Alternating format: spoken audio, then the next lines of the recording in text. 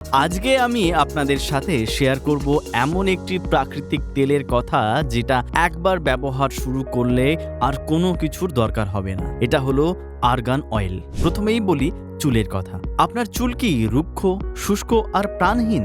সপ্তাহে মাত্র 2 বার argan oil চুলের গোড়া থেকে ডগা পর্যন্ত লাগান। কয়েকদিনের মধ্যেই দেখবেন চুল হয়ে উঠছে ঘন, মসৃণ আর ঝলমলে। এরপর আসি ত্বকের কথায়। রাতে ঘুমানোর আগে মাত্র কয়েক ফোঁটা আর্গান অয়েল মুখে, ঘাড়ে আর আলতো করে মালিশ করুন।